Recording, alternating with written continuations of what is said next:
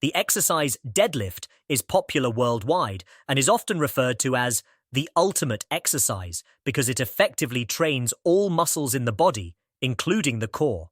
It is known for producing visible results early on, as weight plates can be quickly added to the barbell.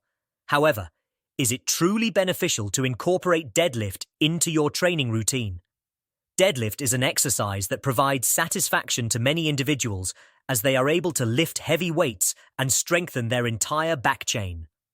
In the starting position, it is common to lean the upper body forward approximately 60–65 degrees to allow the barbell to pass the knees when standing up.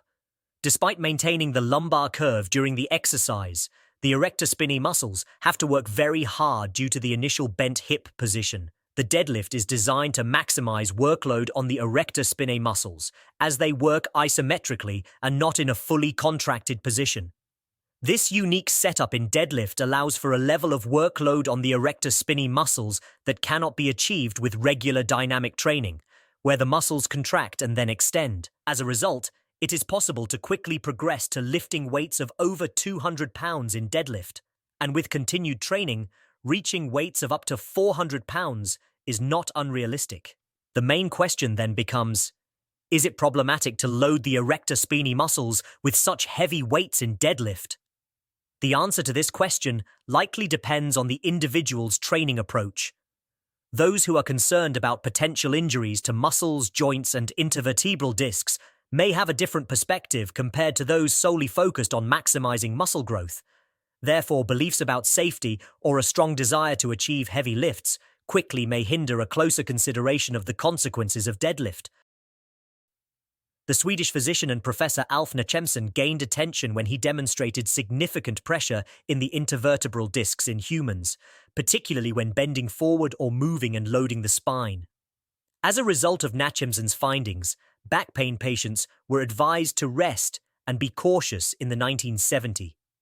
It was not until the late 1980s, after various clinical studies on back treatments, that the idea of treating back pain with active exercises became widely accepted. In another study, a group of dogs was divided into 4 groups. One group was almost inactive, while the other groups were active to varying degrees. After 8 months, the dogs' intervertebral discs were examined. This study provided a better understanding of the intervertebral discs, as the inactive group of dogs had deteriorated discs, while the active dogs had healthy discs. The study on dogs revealed that the intervertebral discs do not have their own blood supply. Instead, they are nourished by pressure changes from the vertebrae above and below, which occurs through movement. Therefore, it is crucial to keep the back moving to ensure the nutrition of the intervertebral discs to be healthy to withstand heavy loads due to the high pressure inside them. Since we rarely bend the back further backward than 0 degrees from an upright position, it can be assumed that the intervertebral discs are vulnerable and exposed, especially if they are heavily loaded during forward bending, which may explain the widespread occurrence of posterior disc herniation. At first glance, it may not seem like deadlift, with its emphasis on holding heavy weights, puts stress on the cervical spine. After all, the weight is carried by the arms as one holds onto the barbell. It may be tempting to think that the load is simply transferred to the spine at shoulder level and that the cervical spine is not affected. However, this is a misconception. The shoulder girdle is supported by muscles that extend up and attach to the back of the skull and the cervical spine. These supporting muscles, known as fixators, ensure that the bone, to which the primary working muscles are attached, remains stable during muscle contractions. In practice, this means that when a person lifts, for example, 200 pounds in deadlift, there is a downward pull on the muscles connecting the back of the skull and the cervical spine to the shoulder girdle, exerting almost the same weight. The significant compressive force should be considered in light of the fact that the cervical vertebrae and intervertebral discs in the neck are relatively small and not designed to bear heavy loads like the larger lumbar vertebrae and intervertebral discs. The cervical vertebrae and intervertebral discs are meant to support the weight of the head and handle more moderate loads, as the arms are not as strong as the legs. Therefore, deadlift can pose a risk of developing osteoarthritis in the cervical vertebrae, leading to nerve compression and damage to the intervertebral discs in the neck. Additionally, the intense isometric work can cause neck muscle pain and strain over time. On the internet, you can find accounts of individuals who engage in CrossFit, including deadlifts with heavy weights, and unfortunately develop a herniated disc in the neck. This is surprising considering their young age and good physical condition. There appears to be a connection between overloading the intervertebral discs in the neck and the significant force exerted on the cervical spine during deadlifts.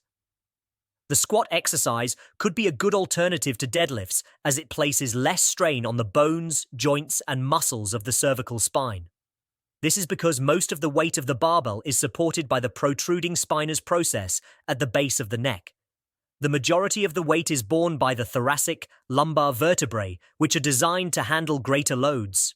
Therefore, squats are preferable if you want to avoid the intense weight loads on the smaller and weaker vertebrae and intervertebral discs of the cervical spine that occur during deadlifts. Impact on the lumbar spine. As mentioned, in the starting position of the deadlift, it is necessary to lean the upper body forward approximately 60 to 65 degrees. To prevent the lumbar curve from straightening and the spine from bending forward, the erector spinae muscles must be tensed with strong isometric force.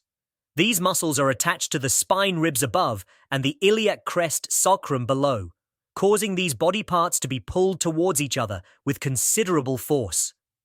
As a result, the tension in the erector spinae muscles adds significant compressive force to the spine, in addition to the force exerted by the weight of the barbell and the upper body.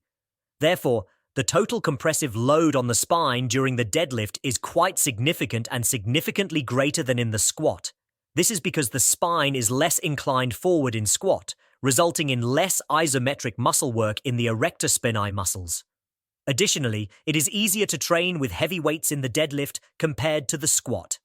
Thumb rules found on the internet, for example, suggest that to be considered strong and well-trained, an individual should be able to lift 200% of their body weight in deadlift and 150% of their body weight in squat.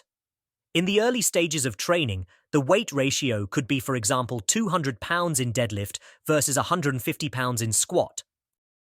After a few years of training, the weight ratio could increase to 400 pounds in deadlift versus 300 pounds in squat. The significant compressive force on the spine resulting from the forward-leaning lifting position in deadlift creates optimal conditions for increased pressure on the intervertebral discs.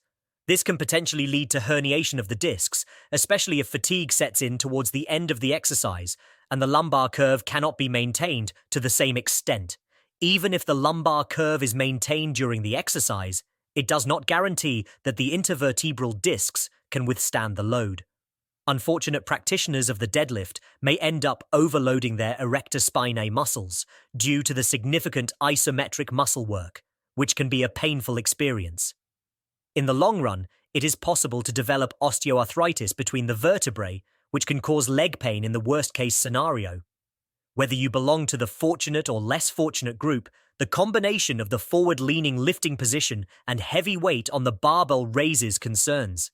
Deadlift is an effective but not safe way to test the durability of your intervertebral discs. When considering whether the deadlift exercise is appropriate, it is important to think twice. While it may be challenging to dispute the aforementioned arguments, there will likely be many individuals who disagree with this conclusion. Their main argument may revolve around their personal experience of never having experienced pain after years of training, or their knowledge of others who have trained in deadlift without encountering any issues. This type of argumentation is similar to that of smoking and is challenging to address.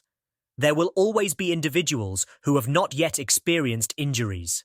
Some may be more resilient and only face the consequences of incorrect training later or with a delay.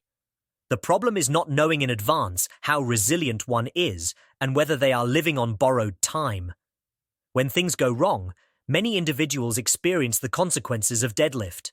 Young people can have their training and life abruptly and unexpectedly ruined, making the deadlift exercise no longer enjoyable.